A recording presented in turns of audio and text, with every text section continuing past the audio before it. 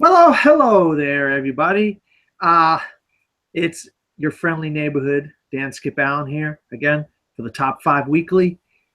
This week, we get a topic we've been talking about, bantering back and forth about for quite a while now. Harry Potter characters based on the fact that we got Fantastic Beasts and Where to Find Them out in theaters. And we're going to do a little bit of a review of that later on here. Whoever saw the film already is going to talk about it a little bit.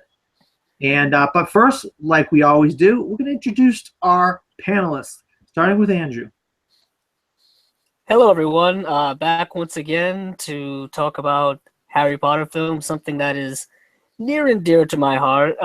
You don't really quite realize how near and dear it is until it's actually gone for so many years. I find the franchise very, very comforting, and I'm glad we're able to talk about it now. The grizzled veteran of the show, Stephen Billings. Go ahead, introduce yourself. Hi, I'm Stephen Billings, the grizzled veteran with the grizzly beard. If I'm in a bad mood tonight, it's not because I don't want to talk Harry Potter because it's one of my favorite things. It's probably because I'm wearing this Horcrux for some reason. Oh no! It's making me putting me in a bad mood. I'm sorry, guys. Well, you're not normally in this bad of a mood, but if you're in a worse mood, we'll understand because sometimes you can be in a grumpy mood, Stephen. And we got welcome back, Robin. Introduce yourself. Hi. I'm really, really excited to be talking about Harry Potter. I don't know if anyone knows this, but I really, really am in love with the entire series, so I feel honored to be included. And I'm not wearing a Horcrux, but I do have my Gryffindor scarf, so I am ready. I noticed that you had a Gryffindor scarf. I didn't know if you had the Harry Potter textbooks. I have them. I don't have them right here. I can't grab them right now. And I happen to have Fantastic Beasts and Where to Find Them. The actual, yeah. So that was it's a book about this big and about that thick.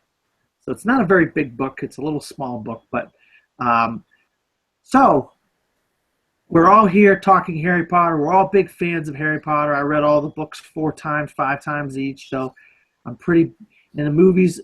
I've seen all the movies 2 or 3 times. I got all special editions and so forth. So I think we got the panel that is really going to put out a good conversation based on Harry Potter characters. Now, Dan, let me ask you real quick. Do you have the ultimate box set of Harry Potter? Because if you don't have that, then you're not as cool as me. Well, I have all the special edition box sets except for 7, which they never made or I never saw a special edition box set of number 7. Well, this is a big cabinet. Robin played with it the other night. It's a huge. I played with Steven's cabinet. Yes. Also, they did make a box 7, Dan. I have it. I'll show it to you after the show. But it was actually a Target exclusive. But I don't want to get the show off the rails with all this talk. But continue. That's why I could not find it. I'm going to have to get it. All right, so Andrew, what is your number 5 Harry Potter character from the films? Oh, hey, Dan, say that it's not going to include Harry, Ron, or Hermione. Well, Stephen just said it, so the show, we thought there'd be too much crossover as far as Harry, Ron, and Hermione, so we chose to keep those 3 characters out of it. And we're going to see what kind of interesting characters and who and the reasons why and what films they're in for the panel. This will make it a little bit of more of a broad topic. So, Andrew? Okay.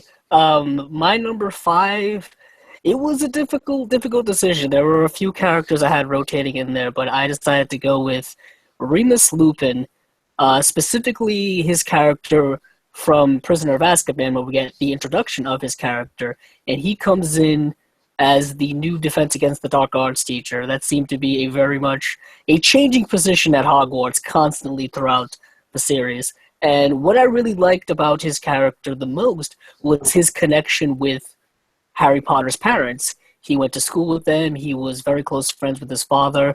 And I thought that was an interesting kind of development in the Harry Potter storyline, because if you watch the first 2 films, read the first 2 books, we get a little bit about Harry's parents and all that. But this was our first, I think, true insight into Harry Potter's parents' lives and stuff like that. I think Prisoner of Azkaban itself was a first look into into their lives.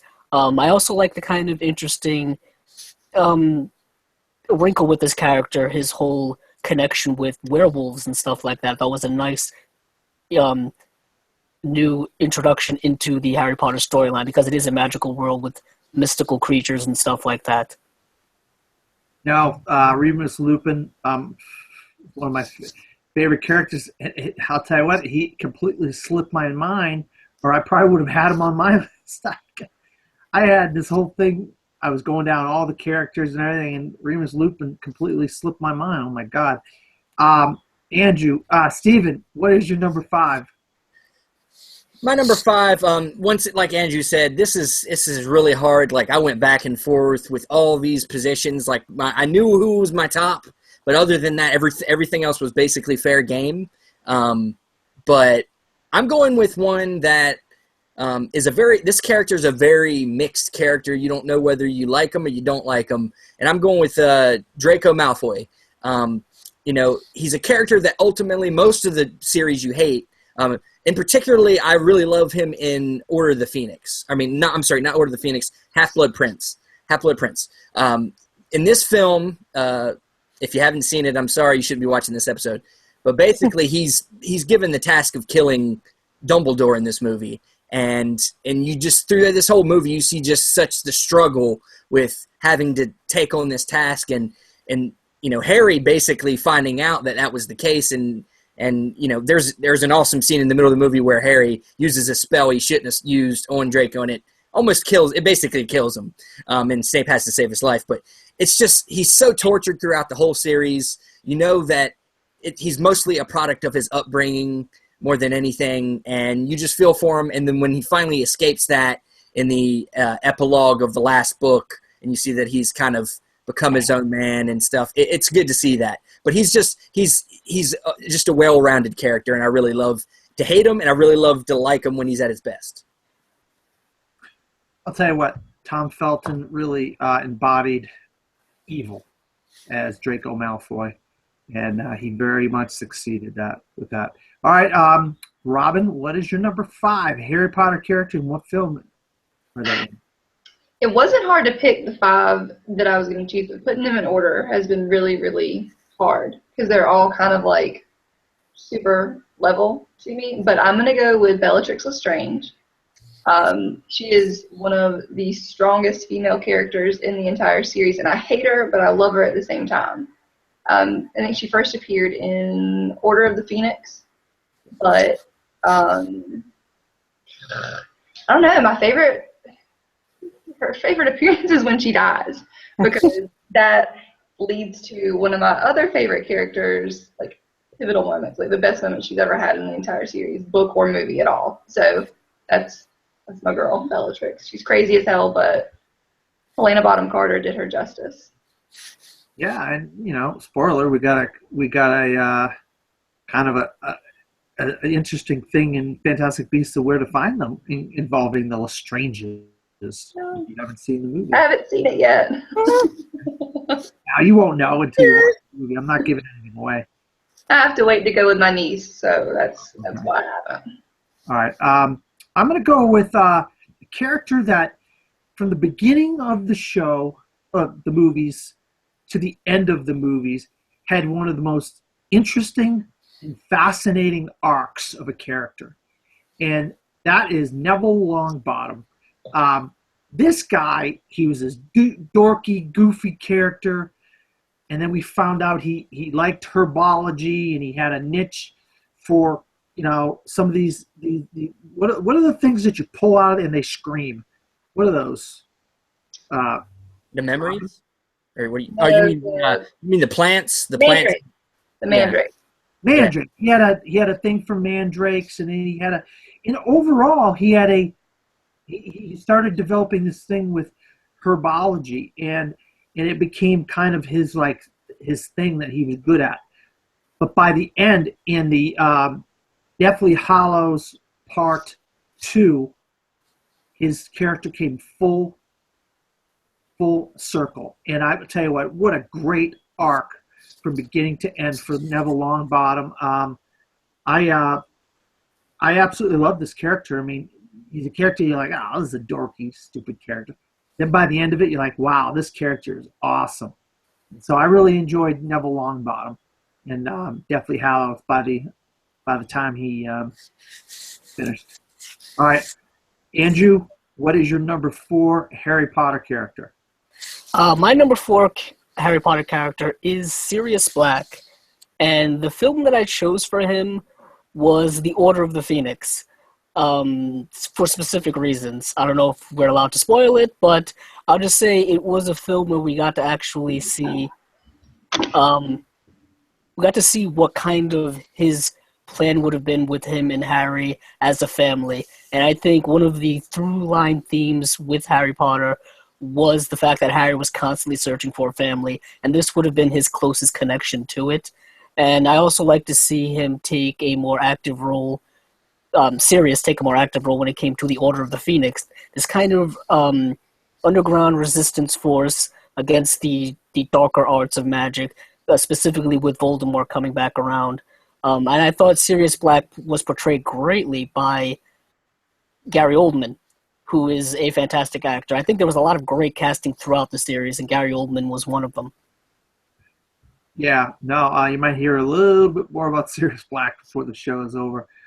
Steven, what is your number 4 Harry Potter character? My number 4 is a character that, to me, I just wish we would have gotten more of. She really makes Harry Potter, I think, feel more normal, and that's Luna Lovegood. She specifically probably in she's introduced, I'm pretty sure, in number 6, or was it 5? Yeah, 5. Yeah, I think it's 6 is what I want to be, because I think that they spend a lot more time together in that movie and like talking a lot, and I'm probably getting crossed up that some of these movies cross together for me, but I think that a lot of the conversations her and Harry have really helps Harry a lot throughout the series. And, she's just a fun character. She's very quirky. She doesn't care what anybody thinks about her, even though she gets picked on and stuff. And I always just really loved any time she was on the screen. And, yeah. Yeah, the stuff involving the Thestrals in her and being able to see the dead horses and stuff.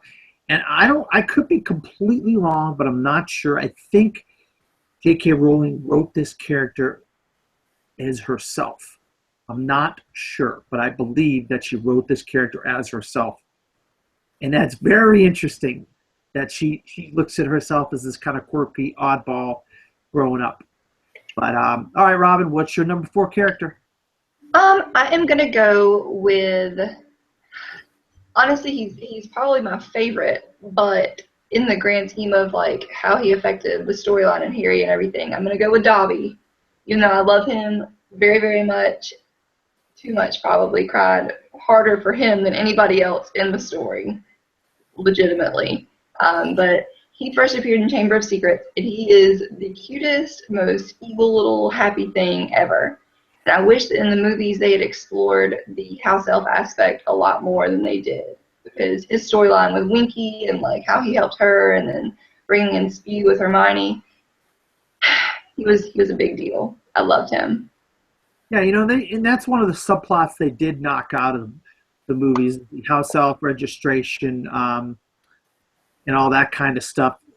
J.K. Rowling really put a lot of subplots in the books where they had to cut some of that out, or these movies would be 4 hours each. If they put all that in there, and some of them were long as it was. So Yeah. they cut some of those subplots, and some of the Dobby stuff in the books was cut out of the movies. But yeah, he was a fun character, really a fun character, introduced in Chamber of Secrets.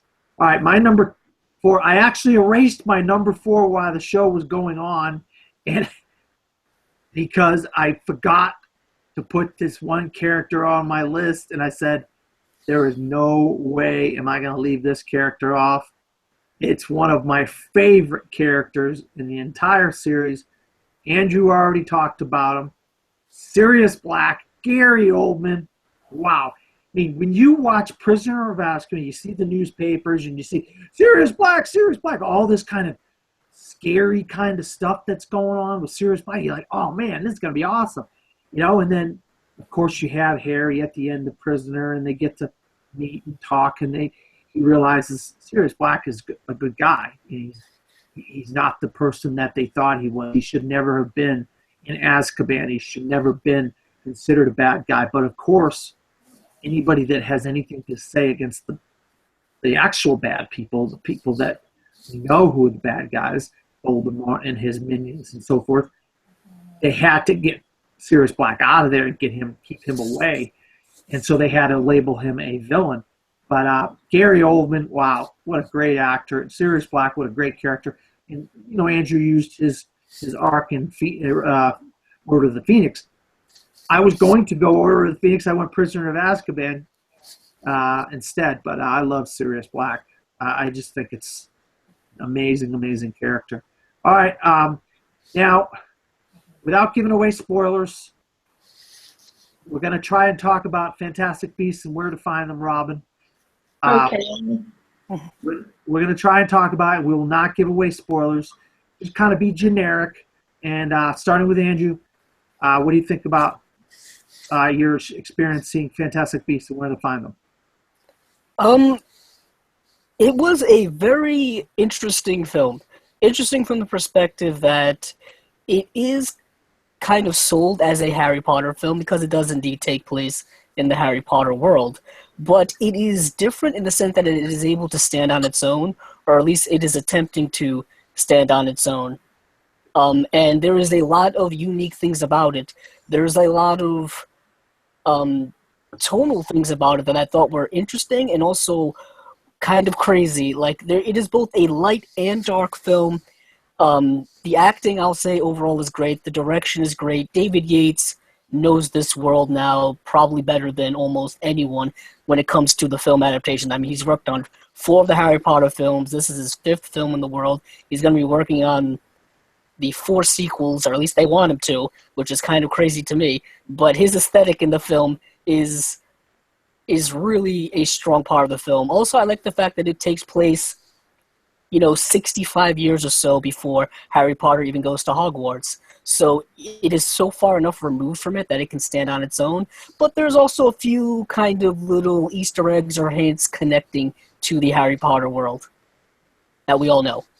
Yeah, and that's, Stephen, you go first before I say what I'm going to say. You can go to Film Club Central to get my rapid reaction. But basically, I really enjoyed it. I really did. I mean, we're all big Harry Potter fans, so almost biasly, you love it. But if I'm being nitpicky, I would say, for a lot of people that I hear are not liking it as much as maybe me. They're saying that it loses some of that wonderment, some of that magic that the original had. And I think the only thing I could say that I would agree with in that sense is that because there's no children, this is not like children growing up through all these movies, and that's where the wonderment comes from, because you're seeing it through their eyes. That's where it loses some of its magic, because this is very much a all adults, very dark, with some fun, but a lot of darkness in this film. And there's some new elements, some new things brought to the world that are very dark. And it's still a very aesthetically great. It looks great. Some of the nods, the Easter eggs are really cool. Some of the setup that you get for what should be 4 more sequels, which I'll be honest, I hope David Yates maybe does one more, but I honestly want to see some new blood, because the original Harry Potter series had different directors until we got to David Yates, where he did the rest of them. But I want to see some different aesthetics. I'm not sure where they're going to go with it completely, but it's a very fun film. If you love Harry Potter as much as we do, you're probably going to really love it. It's got some cool beasts in it. The effects are, for the most part, really good. Yeah. Yeah, I mean, the excitement from these guys, it shows the excitement from Andrew and Steven, and obviously the anticipation by Robin that this film is a big tentpole film. It had to be big. It had to be beautiful. It had to capture your imagination. It had to be like technology-wise. It's on IMAX. It's in 3D. And I suggest seeing it on either or both of those because you are wrapped up in this entire world once you see it in that standard, in my opinion. I saw it in a gigantic IMAX theater in 3D, and it was just, I just felt I was in the movie.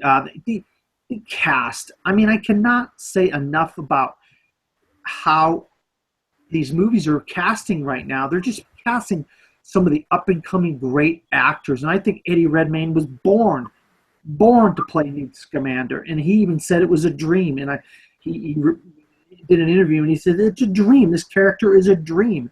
You know, that's how glad he is to play Newt Scamander, and to see actors like Colin Farrell in there and people like that, and John Voight, Ezra Miller. These guys are probably like chomping at the bit to be in something like this, And the world of 1926 New York. Wow, what a just amazing, just perfect.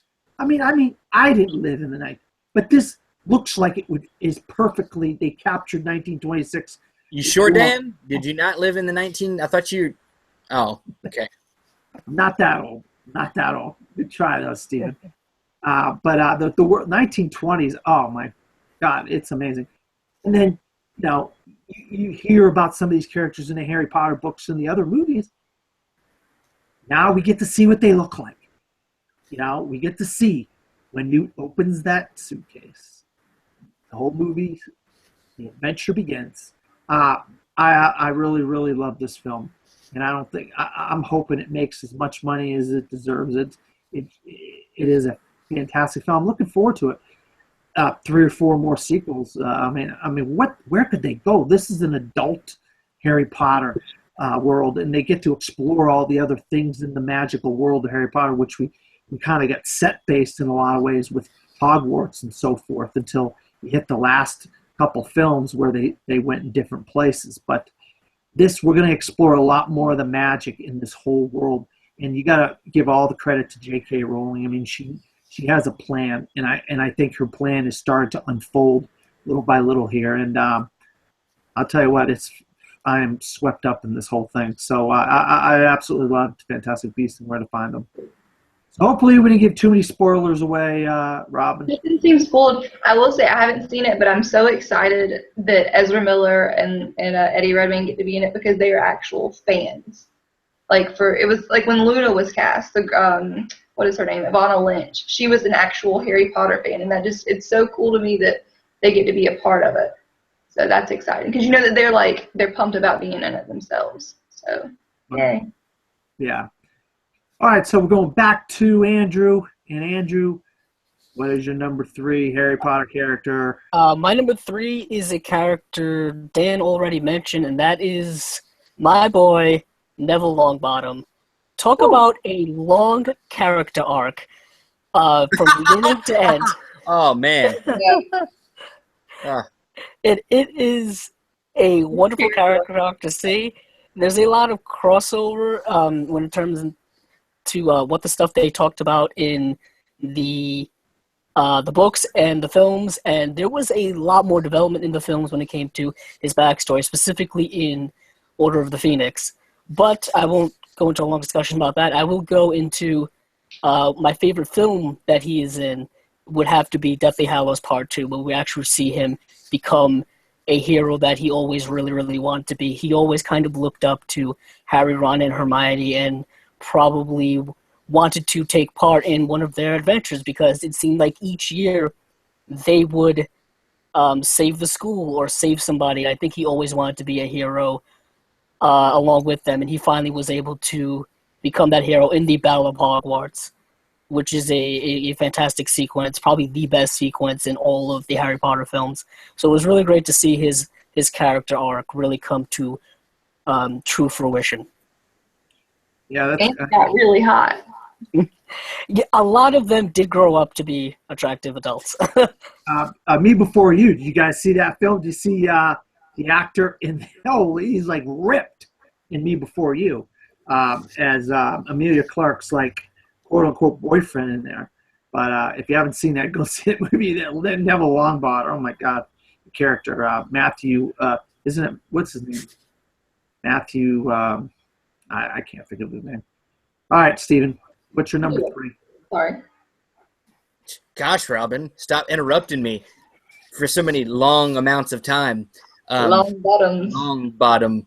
My number 3 is, to me, and once again, probably biased, one of the greatest villains to ever be put into fiction, and that is Voldemort. Voldemort is awesome. It's hard to pick a movie because once he makes his introduction in 4, I think every movie after that, there's always something in that movie. Like, I love in 6 where we get to get into his past a little bit, where we get to see him as Tom Riddle as a kid and how he, Dumbledore comes in and talks to him for the first time. But ultimately, his first appearance in Goblet of Fire is amazing. When what's his name? Escaping my mind. Brings him back. The rat.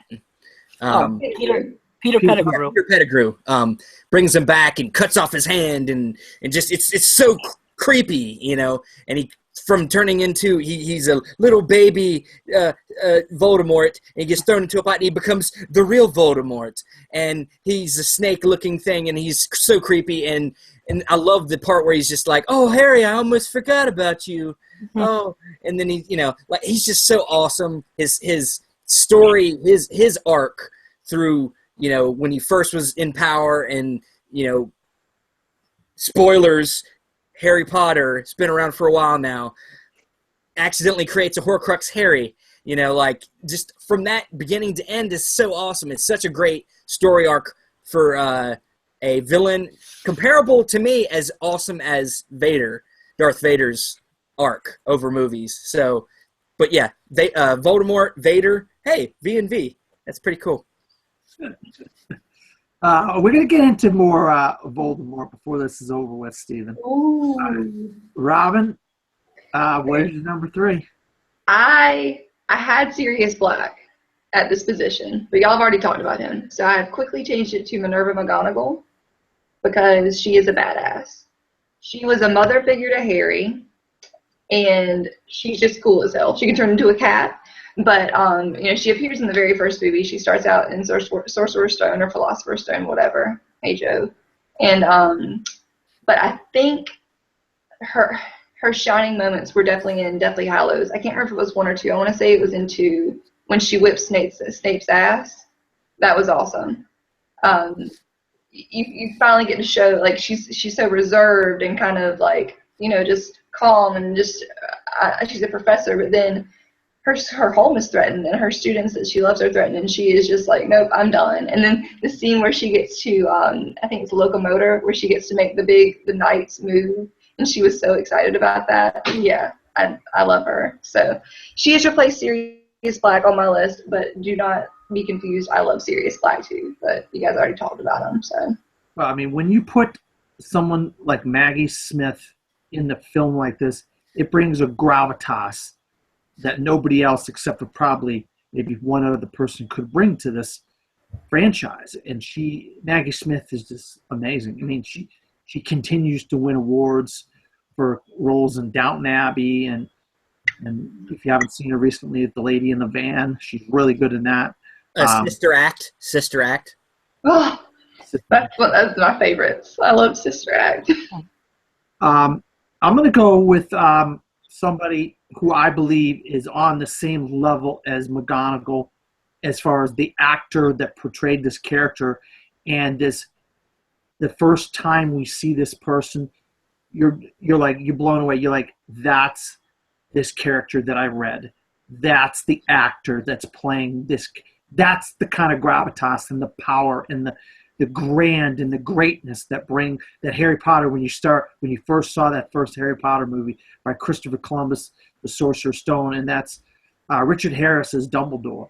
I mean, because you're dealing with little kids, and he seems bigger than life at that point. And I'll be honest with you, I think Richard Harris in Sorcerer's Stone is the best Dumbledore we've had in the 8 films. I'm not taking anything away from Michael Gambon, but I just felt like when they cast Richard Harris as Dumbledore, that they cast Dumbledore, that he was born to play Dumbledore. The guy's been in all kinds of great films, over his career, but that his portrayal by the end of Sorcerer's Stone was just my favorite Dumbledore performance, and Richard Harris. So I had to put Dumbledore as Richard Harris in Sorcerer's Stone. I didn't mean to be hopefully rambling on there. All right. So, I agree. we're going to number 2. Andrew, what is your number 2? This is pure coincidence, but just piggybacking off of what Dan said, I'm actually going to go with Albus Dumbledore as well, but I'm going with Michael Gambon's portrayal of him, and I was not a big fan, and to this day, I have my problems with his adaptations or his version of Albus Dumbledore, specifically in Goblet of Fire and Order of the Phoenix, but then it got to Half-Blood Prince, which is a very important film for the Albus Dumbledore character. And I thought he finally was able to embody the Dumbledore that I had read when I had read Half-Blood Prince. And I thought it was a really good, genuine performance, and I think we find out a lot more information later on in Deathly Hallows about the reasons why certain things had to happen the way they did. And I thought he portrayed it very, very well. And I had to put Albus Dumbledore on the list somewhere, at least some version of him, because he is a pivotal character for Harry Potter and in this Harry Potter world. I mean, he is kind of, if you want to have like a head good guy wizard, he is the good guy wizard. You know what I mean? Against the head bad guy wizard being Voldemort. And Albus Dumbledore was the only wizard that Voldemort ever really was afraid of. I guess maybe other than Harry, I guess, towards the end, of course. But it was a really good performance, and Albus Dumbledore a key character throughout the series. Yeah, you picked a good film to have Dumbledore. 6 is a very pivotal film. You're right, and obviously Gambon played him in that. So, all right, Stephen, what's your number 2? Well, me and Andrew have a lot of the same tastes with Harry Potter because I'm going with Dumbledore from the same movie. I really love Richard Harris's portrayal. Definitely, I think he definitely looks the part. I just don't know if we got enough of him to say that. I mean, and obviously it's not his fault. He died, but not trying to make light of that. But I just think Gamble, he grew into it for me. And even at the end of Order of the Phoenix, right towards the end of Order of the Phoenix, when he talks about how he needed to stay away from Harry because he cared about him so much, and he didn't want to interfere with because he was trying to get into Voldemort's mind. He was trying to keep him out of his mind. He didn't want to interfere. And even at the end of that movie, he's fallen into that Dumbledore that you see in 6, I think. But I mean, I would say the thing about why I always tell people, Gambon's performance in that one, shows some of the physical things I don't think Richard Harris would have been able to do. There's CGI, but I can't see Richard Harris at that age doing the things that Dumbledore had to do in that 6th film. It would have been very awkward looking. But, it's a very heartbreaking, if you read the books and you knew it was going to happen, it was very heartbreaking the whole time having to watch Dumbledore go through. He had to go through what he had to go through. He was already cursed. He already knew it was coming. And like Andrew said, in the later films, you find out the reasons why he did what he did. And ultimately it was to save Harry, to make sure Harry was okay, But, yeah, I mean, Dumbledore is one of the greatest characters of all the Harry Potter characters, no doubt. All right, Robin, what is your number 2? My number 2. Let's see which one of these. I'm gonna go with Molly Weasley. And to agree with you, Steven, I know we talked about this Thursday or whenever that was. I told you I didn't like Michael Gambon or whatever, but my main problem with him is Goblet of Fire. That's the only reason I say that.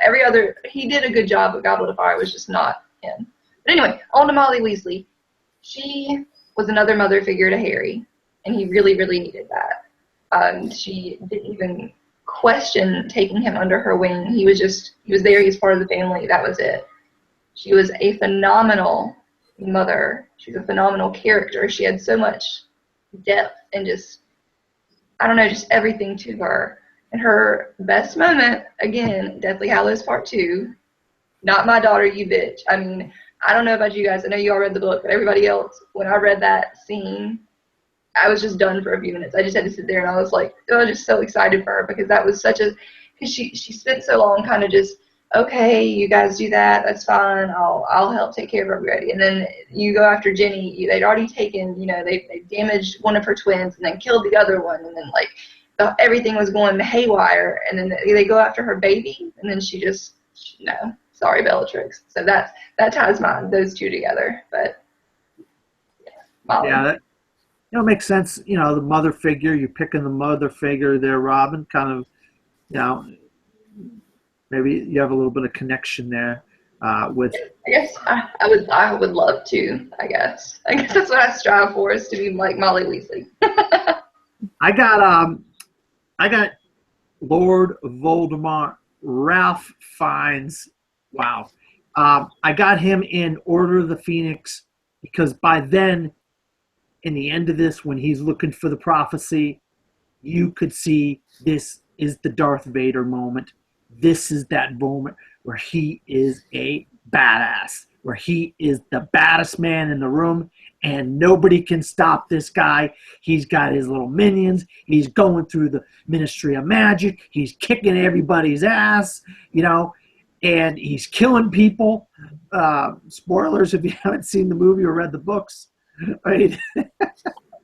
But yeah, that's when you really know Lord Voldemort's back, and Ralph Fiennes is freaking great as this character. When they always seem to cast the right person for these roles. They don't miss a beat in a lot of these, like comic book movies or Star Wars movies or whatever. In this case, Harry Potter movies. These people get paid a lot of money to cast these roles perfectly. And I swear, these big tentpole films, they rarely miss a beat. And I loved that version of Voldemort. That's my favorite Voldemort because, he gets to be kind of a pain in the other movies. Kind of, I like him as I like him as that Darth Vader, that Hannibal Lecter type character, where he's the evilest man around. And I think that's what you find in Order of the Phoenix. All right, so what do you guys have any honorable mentions that didn't make your list that you may came close but you had to cut out there? Andrew, starting with you. Yeah, I have a few. Like I said, it was a tough list for me to make. Robin already mentioned it, but Dobby was a great side character that they really didn't develop enough. But at the end of Deathly Hallows Part 1, it was a very, very sad, emotional moment for me in the theater. I remember people laughing about it, and I got very, very upset. Also, another character, Hagrid, Rubius Hagrid, who is someone who is Harry Potter's loyal companion throughout all of the films. He's a great character. I can't remember the actor who plays him, but he portrayed him fantastically. As Steven mentioned before, Draco Malfoy, specifically in Order of the Phoenix, where we actually got to see some type of depth and conflict when it came to his character. And like Steven said, he was very much a product of his surroundings. His parents were kind of a piece of work. His father, a very interesting character. And who else was I thinking of? I think that's about it. Yeah, that's about it. All right, Steven? Basically, the three he just said is definitely, Hagrid, Dobby. Dobby's actually, like Robin said, the worst death in the series for me.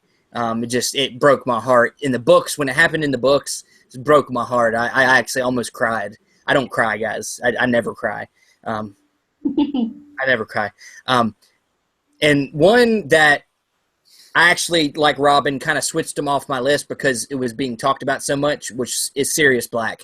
Sirius Black's another very heartbreaking death in the series too. That was really, to Harry, was feeling like it was really his only family he had, and when it was taken away from him, he's reminded that his friends are his family now. He's reminded that, of course, but at the time he wanted to feel like that there was something from his past that was still there that he could have, and Sirius Black was that. And I have a feeling, I really have a feeling, unless you're going to change it, I think all of our number ones are going to be very close. But yeah. All right, Robin, what is just some honorable mentions? The whole cast. I mean, Luna, Lupin, and Tonks. Mad-Eye Moody was amazing. Sirius, of course, I mentioned him. I love him, but The guy that plays the caretaker. oh, Filch. Yes, Filch. Walter Craig.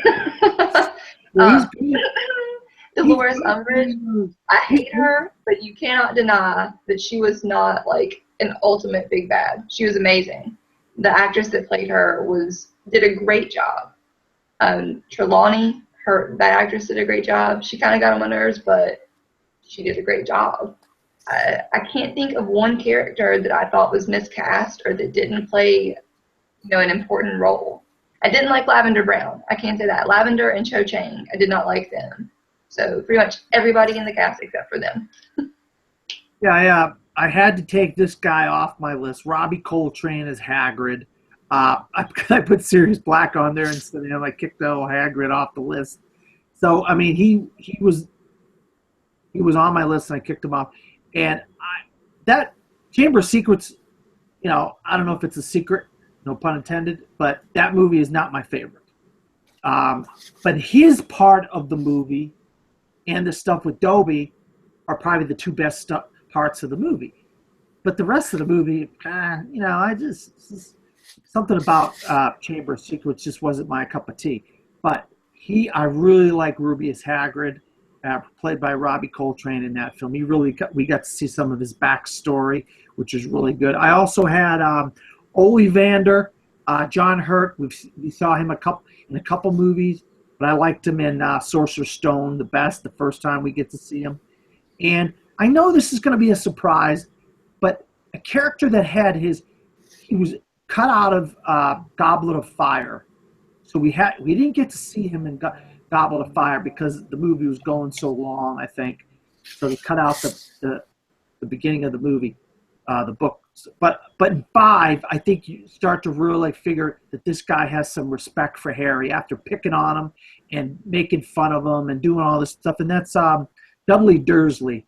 I got him in Order of the Phoenix. I think by the Order of the Phoenix, the Dursleys are starting to figure it out that this magic stuff ain't nothing to play around with. And Dudley actually probably realizes it by the end of it. Like, Harry saved my life. This ain't a bunch of stuff. We don't play around with this stuff, And so I picked Dudley Dursley for that reason in Order of the Phoenix. All right, here we go. I have a feeling we're all going to either have the same one or multiples of the same one. Starting with Andrew. Give it to me. Yeah. All right. Before I get into it, I forgot who I forgot to mention in the honorable mentions. It was, in fact, Voldemort. I mean, he's one of the all-time great villains. I almost put him on my list, but I decided to go all good guys because I guess I'm a good guy at heart. But my number one is a little bit more murky when it comes to good or bad, and that is Severus Snape, portrayed by the late, great Alan Rickman. And the film I chose was Deathly Hallows Part 2 because that is the film, that is the moment where we see the full plan revealed to us. We see all of the details, we get all of the backstory, his love for Lily Potter, and we find out that this whole time he was indeed a good guy. He was playing both sides as well as I think anyone anyone could ever play. And when it came to book to screen adaptation, it probably was the best book to screen adaptation for any of the characters in looks, in feel, in tone. Alan Rickman played this character just absolutely perfectly, and his eventual demise at the end of towards the end of the film was a pivotal moment in the Harry Potter film series as well as for the Harry Potter character. Yeah. Oh man, I don't know what to say about that, Andrew. Steven, go ahead. I know what to say about that. I'm Alan Rickman, and Severus Snape is the best. Yes, other than Harry Potter or any of the main cast, Snape is just such a well-rounded, fantastic character, and even as I was reading the book and you didn't know he was what he was, and if you were just watching the movies for the first time and hadn't read the books, there was still something about him you just liked because he was so, that voice and how he carried himself, and just Snape is just always like Lucius. You love to hate him, and you love to see, when he's picking on Harry, it creates a cool conflict, and especially like when he meets him in the hallway for the, it was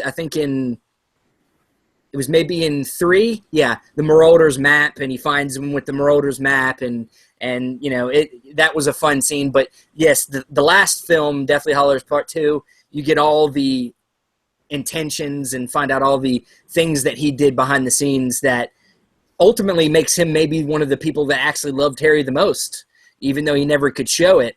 He was really one that he loved his mother so much, and as you know, Harry has his mom's eyes. They didn't say that 1,000 times throughout the whole movies, but it's just such a heartbreaking moment, and when the snake is just biting him, and you don't even see it happening. That's what makes it worse. I can't even see it happening. David Yates's decision to do that was just, it added to it, and yeah, I just Snape for Snape for life. Always. Robin, go ahead. Okay, real quick, I forgot one honorable mention. Hedwig the Owl counts as a character, and she was Harry's best friend for forever, and I love her. But my number one is not Snape. I don't know. I love him, but I think I knew that everybody was going to have him as their number one, because let's be real, he is Alan Rickman. I mean, yes. Rowling, when she was writing the character, she was picturing Rickman. So there's no better person to play that character, and there's no way he could have been any better than he was. So that's, it's just unsaid. I mean, it goes unspoken. You quit making that face, Billings. Anyway, my number one is Hagrid. Rubius Hagrid. And his first appearance, of course, is in Sorcerer's Stone, and that may be Sorcerer's Stone, may be one of his best things. When you're a wizard, Harry, and he gives Dudley his little tail and everything. But when we get to Deathly Hallows Part 2, and he's carrying Harry out of that forest, you can see how much he cared for that boy. And I'm not going to cry talking about this on this show. I'm not going to do that. But he loved Harry so much, and I keep talking about mother figures and stuff like that, but he was a father figure to Harry. He may have been goofy and bungled things up a lot and did all kinds of crazy stuff, but he, I think, was one of the only male figures in the entire story that loved Harry just to love Harry. He didn't have anything else he wanted him to do for him. Dumbledore loved him, but he'd go on this crazy mission to destroy all these things and kill this evil dude. And then Sirius loved him uncontrollably, but it was kind of a replacement for his best friend James. So he loved him in a different way. Hagrid just straight up loved this boy and wanted to be there with him and to take care of him. And when he brings him out of those woods and he loses it.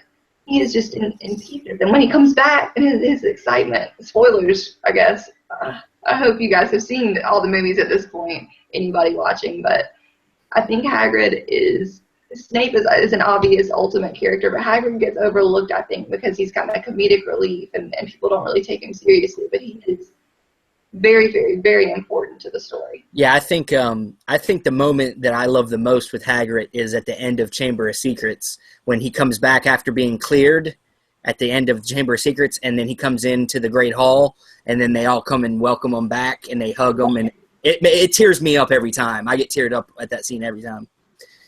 Yeah, that's like I'm legitimately about to cry talking about Hagrid, and I cry a lot. I won't lie about that, but like Hagrid is a big deal to this story. Yeah, they got a great Robbie Coltrane, great actor once again, great casting. I'm gonna go 3 for 3. Severus Snape, Alan Rickman. Oh my God, what can I say about Severus Snape? There was a period for a while there that Severus Snape, Alan Rickman was my Facebook photo for a long time. I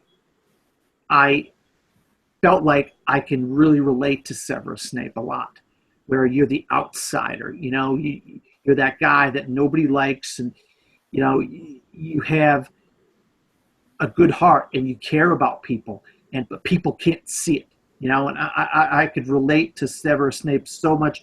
Alan Rickman's one of my favorite actors in Hollywood. I'm going to go with Half-Blood Prince. I know he came across as a badass, a bad guy in that, but you got to see a lot more of his backstory in Half-Blood Prince, and that's when I really felt that this character was an awesome character. I had a feeling going forward from the beginning, the little bits and pieces I got to read in the books about Severus Snape, and in listening to interviews with J.K. Rowling, she based him off of either a boyfriend or a close personal friend of hers, an adult person, close personal friend.